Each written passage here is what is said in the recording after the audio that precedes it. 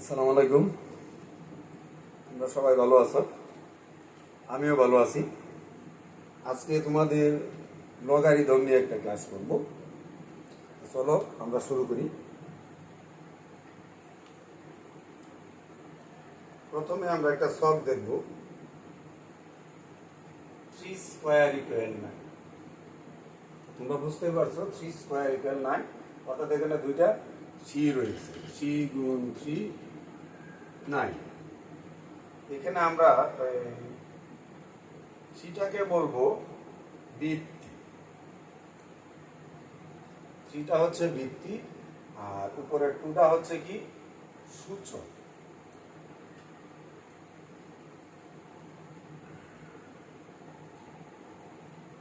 তাহলে আমরা বুঝে গেলাম স্কোয়ারটা হচ্ছে কি সূচক আর থ্রিটা হচ্ছে কি ভিত্তি। তোমাদের আমি একটা ছোট একটা গল্পের মাধ্যমে, বল্টুর একটা গল্পের মাধ্যমে আমরা এই ক্লাসটা আজকে করব। খুব সহজভাবে আমরা এটা করার চেষ্টা করব। তোমরা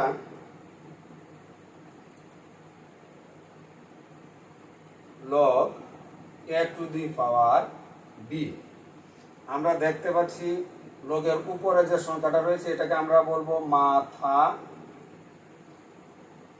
আর নিচে যে সংখ্যাটা রয়েছে সেটা হচ্ছে নাম হচ্ছে পা। সমান যদি আমরা লিখি n, n কে আমরা বলবো বল্টু। তোমরা মনে রাখবে লগের নিচে যে সংখ্যাটা থাকবে এটাকে তোমরা বিবেচনা করবে পা, আর উপরে যে সংখ্যাটা থাকবে সেটা হচ্ছে কি মাথা, আর রাইট হ্যান্ড সাইডে যে সংখ্যাটা থাকবে সেই সংখ্যাটা হচ্ছে বল্টু। তাহলে আমরা শিখবো কিভাবে? আমরা শিখবো পা এর উপর, পা এর উপর বল্টু সমান মাথা। তোমরা এটা স্ক্রিনশট দিতে পারো অথবা লিখে নিতে পারো। যদি এটা তোমরা জানতে পারো তাহলে তোমাদের আর কোনো সমস্যা হবে না ইনশাল্লাহ। হ্যাঁ, পা এর উপর বল্টু সমান হচ্ছে কি মাথা, রাইট। এবার আমরা দেখে নিই লগের পা কোনটা। এখানে হচ্ছে এ হচ্ছে কি এ ভিত্তিক লগ যেটাকে বলা হয়, এ হচ্ছে পা, আর উপরে যে পাওয়ারটা আছে সেটার নাম হচ্ছে কি মাথা, আর রাইট হ্যান্ড সাইডে যে সংখ্যাটা থাকবে তার নাম হবে কি বল্টু। তো তোমরা দেখো এটা যদি আমি এখন লগটা এখান থেকে উঠিয়ে দিই তাহলে আমাদেরকে কি করতে হবে? পায়ের উপর বল্টু এনে বসাই দেবো। পা হচ্ছে কত এ, তাহলে বল্টু হচ্ছে কত এন, সমান হবে কত বি। খুব মজা না? এ টু দি পাওয়ার এন সমান হচ্ছে বি, অর্থাৎ পায়ের উপরে চলে আসছে বল্টু সমান হয়ে গেছে কি মাথা। এবার আমরা কিছু কাজ করে দেখে নিব। তোমরা এটা স্ক্রিনশট দাও অথবা খাতায় লিখে নাও, তাহলে তোমাদের জন্য সহজ হবে। কিছু সংখ্যা এখন আমরা কাজ করব, তোমরা এটা স্ক্রিনশট দিয়ে নাও।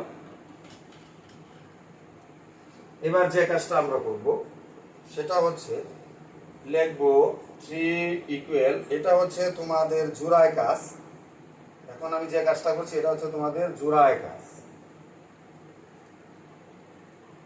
2 ভিত্তিক লগ 8।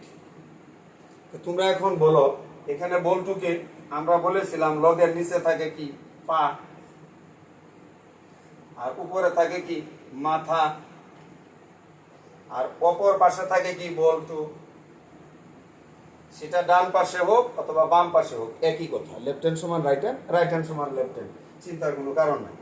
তাহলে এটাকে যদি আমরা এখান থেকে লগটা উঠিয়ে দিই তাহলে আমরা কি লিখবো? রাইট, ঠিকই ধরেছো যে আমরা প্রথমে লিখবো পা, পা হচ্ছে কত 2, পায়ের উপর কে আসবে বল্টু, বল্টু হচ্ছে কত 3, সমান হবে মাথা, মাথা হচ্ছে 8। আনসার আমার শেষ। কি খুব মজা না?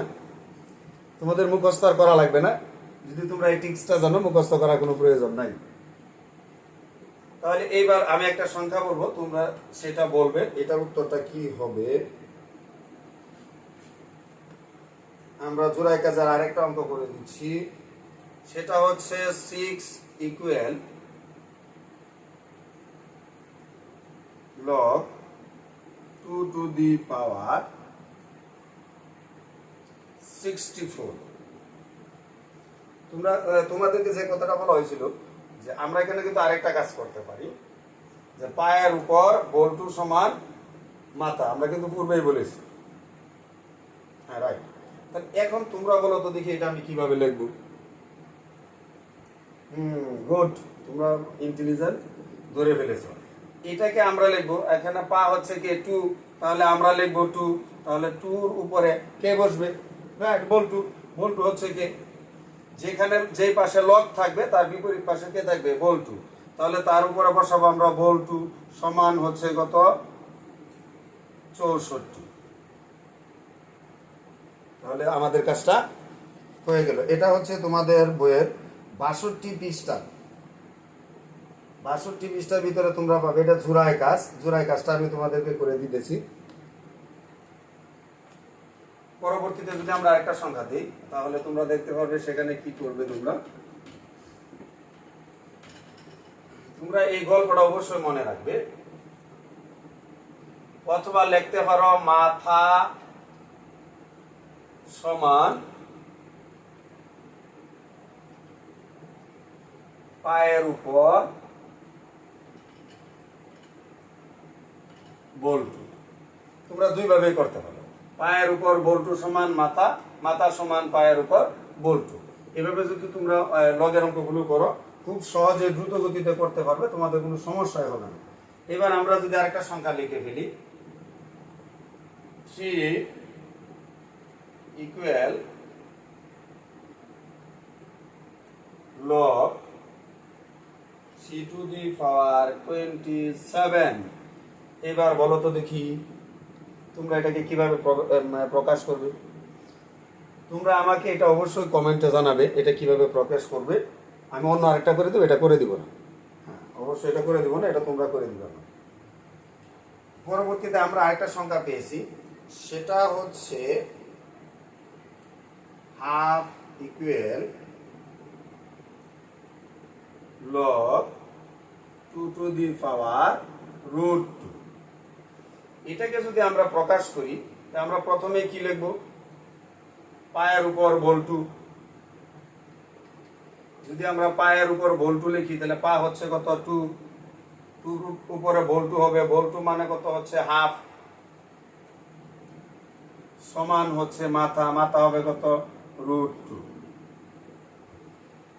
এভাবে আমরা দলীয় কাজগুলো করে ফেলবো। হ্যাঁ আরেকটা করে দিচ্ছি, এটা তোমরা অবশ্যই আমাকে করে দিবে। পরবর্তী আরেকটা সংখ্যা আমি চলে যাচ্ছি, সেটা হচ্ছে -4 ইকুয়াল log 2 ভিত্তিক 160। তো বলো তো দেখি কি হবে। হ্যাঁ তোমরা অবশ্যই ধরতে পেরেছ যে এখানে পা হচ্ছে কত? 2, পা হচ্ছে কত? 2। তাহলে আমরা কি করব? এই 2 রুপির উপরে কত লিখবো? বল্টু। বল্টুটা হচ্ছে এটা, বল্টু হচ্ছে -4 ইকুয়াল হচ্ছে মাথা 1/60।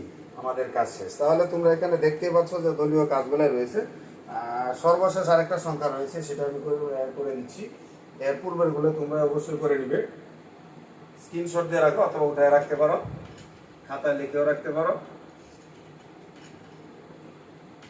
আর একটা বিষয় হচ্ছে আমি তোমাদের একটা ডেট দিব, সেই ডেটে আমি তোমাদের সামনে আসব এবং লাইভ ক্লাস হবে। লাইভ ক্লাসে তোমরা যার যে সমস্যাগুলো রয়েছে সেগুলো খাতায় নোট করে রাখবে। আর যে বিষয়গুলো তোমাদের কাছে সবচেয়ে বেশি কঠিন লাগে, কঠিন বিষয়গুলো তোমরা কি করবে? খাতা লিখে রাখবে এবং সেখানে আমাকে প্রশ্ন করো, আমি সেখানে উত্তর দেওয়ার চেষ্টা করব। সর্বশেষ অঙ্কটি হচ্ছে টি ইকুয়াল log b ভিত্তিক y। তা আগে বলেছি তোমরা এগুলো সব করতে পারবে, সব করতে পারবে। এখন আমরা দেখতে পাচ্ছি এই লগের নিচে যে সংখ্যাটা রয়েছে তার নাম হচ্ছে পা, পায়ের উপরে কে থাকে বল্টু, তার নাম হচ্ছে টি, সমান মাথা ওয়াই। আমার আনসার শেষ। কি খুব মজা না? হ্যাঁ, আমি মজা করি, চেষ্টা করি তোমাদেরকে বোঝানোর জন্য। এবং বাম পাশে আরো কিছু অঙ্ক দেখতে পারবে তোমরা। সেখানে দেখতে পারবে যে 2 টু দি পাওয়ার 4 ইকুয়াল 16। এখন তোমরা বলো এটার মধ্যে আমি লগ নিয়ে আসবো, তাহলে আমি কিভাবে নিয়ে আসবো? তোমরা দেখতেই পাচ্ছ পায়ের উপর বল্টু সমান মাথা, তাহলে এখানে কি পায়ের উপর বল্টু সমান মাথা। তো তোমরা বুঝতেই পারছো যখন আমি এটা লগের ভিতরে নিয়ে আসবো সেটা কি হবে লগ, লগের পা কত 2, তার উপর আসবে মাথা হচ্ছে কত 16, সমান হচ্ছে সেই পূর্বের বল্টু। আনসার শেষ। খুব মজা না? তোমরা এই একটা টিক্সের মাধ্যমে তোমরা এই লগের সবগুলো অঙ্ক করতে পারবে, সূত্রগুলো এর মুখস্থ তোমাদের করা লাগবে না। তাহলে আমরা আরো একটা অঙ্ক করি। আমি তোমাদের দলীয় কাজগুলাই করে দেওয়ার চেষ্টা করতেছি। সেখানে রেখা এক করে দিলাম, 2 হচ্ছে কত 3 টু দি পাওয়ার 4 সমান 81। আরেকটা লিখবো 2 টু দি পাওয়ার 7 সমান হচ্ছে 128। এখন আমরা যদি এটার ভিতরে লগ নিয়ে আসি, এখন বলো তোমরা কি হবে? তার মানে এটা হচ্ছে পা, এটা হচ্ছে কি বল্টু, এটা হচ্ছে মাথা। তাহলে তুমি এখানে আমরা যদি লগ নিয়ে লিখি লগ 2, পায়ের কোনো পরিবর্তন নাই, তাহলে লগ 2 টু দি পাওয়ার এই সংখ্যাটার নাম হচ্ছে মাথা, চলে আসবে 128 সমান বল্টু কে 7। উত্তর আমাদের হয়ে গেল। তোমরা বলো এটার উত্তরটা কি হবে? এটা তোমরা বের করবে, আমি এটা করে দিব না, আমি পরবর্তী আরেকটা করে দেবো, কিন্তু এটা করে দিচ্ছি। এই একই নিয়মে তোমরা এখানে দেখতে পারবে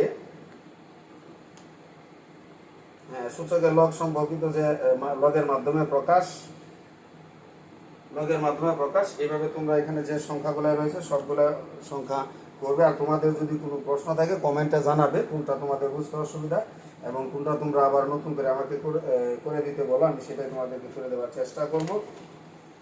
আর আমরা আরো কিছু সূত্র নিয়ে আলোচনা করবো। আচ্ছা যাক, এটা আমরা একটু শেষ করে দিই, শেষ করে আমরা সামনে একটু আরো কিছু সূত্র নিয়ে আলোচনা করবো। তো সূত্র মুখস্থ না করলেও চলবে, তোমাদের আমি কিছু টিপস দিয়ে দিব। এটা তোমরা কিভাবে লিখবে? আমরা জানি কি লগ যখন আমরা সম্পৃক্ত করব তখন সেখানে কে বসবে? ত্রিভিত্তিক লগ, অর্থাৎ যেটাকে পা আমরা বলেছি, তার উপরে কে থাকবে? 81 সমান হচ্ছে বল্টু। তার মানে পাওয়ারের উপরে লগ বিহীন যে সংখ্যাটা থাকে তাকে বলা হয় কি বল্টু। তাহলে উত্তর হবে কত 4। আনসার আমাদের শেষ। হ্যাঁ, তোমাদের পূর্বের ভিডিওতে সেটের মধ্যে একটা সংখ্যা মিস্টেক করে বলা হয়ে গেছিল যে 15 মৌলিক সংখ্যা, আসলে সেখানে 15 ভুলে লেখা হয়ে গেছে, 15 মৌলিক সংখ্যা না। আর সেটের বাকি ক্লাসগুলো আমি করব। আজকে আমি তোমাদেরকে লগ লগারিদম নিয়ে একটু আলোচনা করতেছি। আমরা এখন কিছু সূত্র শিখব। আগে সূত্রগুলো আমরা বেসিকগুলো একটু জেনে নিই। আমরা যদি বলি a two the power n into a two the power m, তোমরা দেখতেই পাচ্ছ বন্ধুরা এখানে কি ঘটনাটা ঘটছে। এখানে বেস ভিত্তি হচ্ছে a, ভিত্তি হচ্ছে a, মাঝখানে রয়েছে কত গুণ চিহ্ন। তোমরা একটা জিনিস মনে রাখবা, একের অধিক যদি ভিত্তি একই সংখ্যা হয়, হ্যাঁ একের অধিক যদি ভিত্তি একই সংখ্যা হয় তাহলে পাওয়ার হবে কি যোগ এবং বিয়োগ। কখন যোগ হবে, কখন বিয়োগ হবে? তোমরা জানো গুণ থাকলে কি হয় যোগ। কেন? কারণ যুগের সংক্ষিপ্ত নিয়মটাই হচ্ছে কি গুণ। তাহলে গুণের সাথে সম্পর্ক কার? যুগের। হ্যাঁ, যুগের সংখ্যাটা তোমরা জানো, অবশ্যই জানো যে 2 বা ততোধিক সংখ্যা একত্রিত করার নাম হচ্ছে যুগ। আর বিয়োগ হচ্ছে কি দুইটি সংখ্যার যে ব্যবধান তাকে বলা হয় কি বিয়োগ। আচ্ছা, আমরা দেখতে পাচ্ছি তাহলে এটা হচ্ছে কি এ হইতেছে একই বেস আর পাওয়ার হচ্ছে mn। তাহলে আমরা কয়টা পাওয়ার লিখবো? মাত্র একটা বেস লিখবো, কারণ যদি বেস যদি একই সংখ্যা হয়ে যায় তাহলে আমরা বেস লিখবো শুধুমাত্র একটা। এবং পাওয়ার রয়েছে দুইটা, যেহেতু গুণ চিহ্ন রয়েছে পাওয়ার গুলাই হবে কত যোগ A to the power n plus n। এখন দেখো A to the power m, আমরা m n দিছি সমস্যা নাই, ভাগ এ টু দি পাওয়ার n দেওয়া হয়, তাহলে সূত্রটা কি হবে? সেম একই ঘটনা তোমরা দেখতে পাচ্ছ, A to the power m A to the power n, তাহলে মাঝখানে চিহ্নটা রয়েছে ভাগ, ভাগ হচ্ছে কি বিয়োগ করা সংক্ষিপ্ত নিয়ম, তাহলে আমরা ভাগের পরিবর্তে কি করব? এ টু দি পাওয়ার কত লিখবো? m বিয়োগ n। তো তোমরা এটা ইচ্ছা করলে m টা প্রথমে দিতে পারো, n টা পরে দিতে পারো, কোনো সমস্যা নাই। এখন ভাগটা এইভাবে না থেকে এইভাবেও হতে পারে, এ টু দি পাওয়ার m, তোমরা জানো এটাকেও ভাগ বলা হয়। ভাগ বলে আমরা দেখতে পাচ্ছ বেস এ বেস এ, অর্থাৎ যদি বেস একই সংখ্যা হয়, একই জাতীয় সংখ্যা হয়, তাহলে পাওয়ারটা কি হয়ে যাবে? এ টু দি পাওয়ার m, প্রথম সবসময় লবের সংখ্যাটা কাউন্ট করা হয়, তারপরে কি লিখবে? মাইনাস, এখানে আমি m লিখে ফেলেছি n, তাহলে মাইনাস কত হবে? n। ভাগটা এইভাবেও থাকতে পারে, এভাবেও থাকতে পারে, কোনো সমস্যা নেই। তোমরা আরেকটু বিষয় লক্ষ্য করে দেখো, তোমরা যখন অঙ্ক করবে, আমি অঙ্কের কিছু টিপস এখানে দেখায় দিই, তাহলে তোমাদের জন্য এটা আরো সহজ হয়ে যাবে। যেমন ধরো আমি লিখলাম x to the power p গুণ x to the power q গুণ x to the power r গুণ x to the power t। এখন তোমরা বলো তো দেখি এটা কি হবে? আচ্ছা, তোমরা অবশ্যই বুঝতে পারছো, এখানেও x, বেস বেস বেস, সবগুলাই বেস কত? x। তাহলে কি আমার একের অধিক বেস লেখা দরকার আছে? অবশ্যই না। x x x x সবগুলোর পরিবর্তে আমি কি করব? মাত্র একটা বেস লিখব, এবং প্রত্যেকটা বেসের উপরে যে কি রয়েছে? পাওয়ার রয়েছে, সূচক রয়েছে p q r t। যেহেতু এগুলা সংখ্যার মধ্যে গুণ রয়েছে, তাহলে আমরা কি লিখব? হ্যাঁ, অবশ্যই কি করব? আমরা এগুলা যোগ করে দিব, p যোগ q যোগ r যোগ t হয়ে গেল, শেষ। কি খুব মজা না? হ্যাঁ, অবশ্যই খুব মজা। তাই আমরা আরো কয়েকটা সূত্র রয়েছে, তোমরা এগুলো ইচ্ছা করলে খাতায় উঠে নিতে পারো, তোমাদের জন্য সহজ হবে। তোমরা চলে যাও 65 পৃষ্ঠা, বইটা একটু সামনে রাখলে তোমাদের জন্য ভালো, আর না রাখলে সমস্যা না, আমি বোর্ডে লিখে দিচ্ছি। তাহলে তোমরা বুঝতে পারছো যে একই জাতীয় যদি পাওয়ার হয়, বেস হয়, তাহলে পাওয়ার গুলা কি হয়ে যায়? গুণ থাকলে যোগ হয়ে যায়, আর বিয়োগ থাকলে, ভাগ থাকলে কি হয়ে যায়? বিয়োগ হয়ে যায়। পরবর্তীতে 3 নাম্বারটা আমরা লিখবো। 3 নাম্বারটা হচ্ছে xy two the power n, এটা সমান কত? তোমরা দেখতে পাচ্ছ x এবং y একটা ব্র্যাকেটের ভিতরে রয়েছে, তার উপরে রয়েছে কত? n।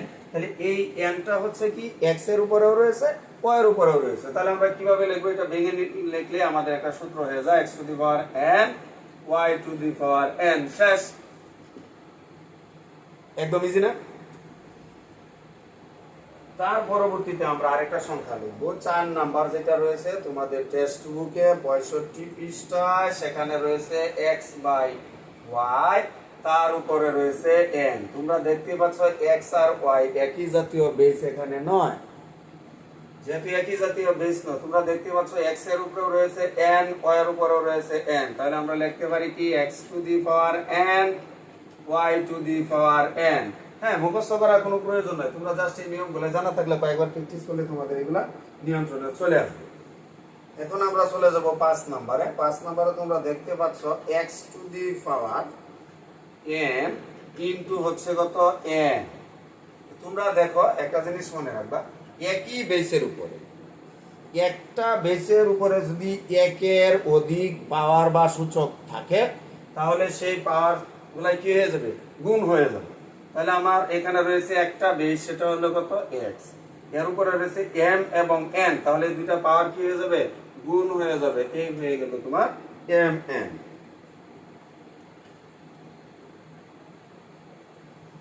তার পরবর্তীতে তোমরা চলে আসো 6 নাম্বার। এটা মোস্ট অফ ইম্পর্টেন্ট একটা সূত্র, সেটা হচ্ছে x টু দি পাওয়ার 0, এত ইকুয়াল হচ্ছে 1। তবে এখানে একটা শর্ত রয়েছে, পৃথিবীর যে কোনো সংখ্যার উপরে যদি তোমরা শূন্য বসাও তার মান হয়ে যাবে 1। কিন্তু এখানে একটা ব্যতিক্রম ধর্মী বিষয় হচ্ছে, অবশ্যই এক্স এর মান ডাজ নট ইকুয়াল 0। জিরোর উপরে কখনো জিরো পাওয়ার হতে পারে না। তোমরা অবশ্যই এটা মনে রাখবে যে জিরোর উপরে জিরো পাওয়ার কখনো হলে সেটা 1 হবে না। এটা অনেক সময় চাকরি পরীক্ষার ভিতরে আসে যে x to the power 0 equal 1 হলে নিচের কোনটি সত্য, সেখানে লেখে কত x does not equal 0, x equal 0, হ্যাঁ, অথবা লেখে কি x 0 থেকে x হচ্ছে কি 0 থেকে ছোট, এমন অনেক সংখ্যায় হতে পারে। তো দুই তিনটা সংখ্যা থাকবে, সেখানে উত্তর হবে কোনটা, যার মান কখনো 0 হইতে পারে না, x এর মান কখনো 0 হইতে পারে না। কোনো বেস যদি 0 হয় তার উপরে পাওয়ার 0 দিলে সেটার মান 1 হয় না, রাইট। এবার আমরা চলে যাব 6 নাম্বার সূত্র। 6 নাম্বার আমরা লিখে দিয়েছি, সরি। আমরা চলে যাব 7 নাম্বার সূত্রের ভিতরে। সময় স্বল্পতার কারণে আমি অনেক সময় ক্লাস দিতে পারতেছি না, তবে চেষ্টা করব, স্কুলের ক্লাসের চাপ বেশি। এবার তোমরা দেখো 7 নাম্বার একটা সূত্র রয়েছে, সেখানে লেখা আছে x to the power minus, এটাকে বলা হয় ইনভার্স। ইনভার্স অর্থ একটু বাংলা শব্দ হচ্ছে বিপরীত। তাহলে এটা বিপরীত কত হবে, আমরা বলবো 1 by x to the power n। তোমরা ক্লাস 4-5 এ শিখে এসেছো যে বলো, যদি বলা হতো যে 5 এর বিপরীত কত, আমরা কি লিখতাম 1 বাই 5। যদি বলা হতো 6 এর বিপরীত কত, আমরা লিখতাম 1 বাই 6। এটাকে যদি আমরা শর্টকাটে লিখি তাহলে 6 ইনভার্স 1, তার মানে হচ্ছে কত 1 বাই 6। অর্থাৎ যখন তুমি মাইনাস দেখবে, ইনভার্স মাইনাস দেখবে, মাইনাসের কারণে উপরে শুধুমাত্র একটা 1 দিবে, আর বাকি সবগুলাই সংখ্যা তুমি নিচে নিয়ে আসবে, ঘর বানায় দিবে, কাজ শেষ।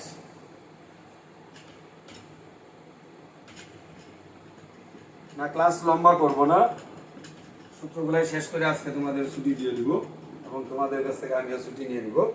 পরবর্তীতে আমরা এগুলো নিয়ে অঙ্ক করব। 8 নাম্বারে রয়েছে,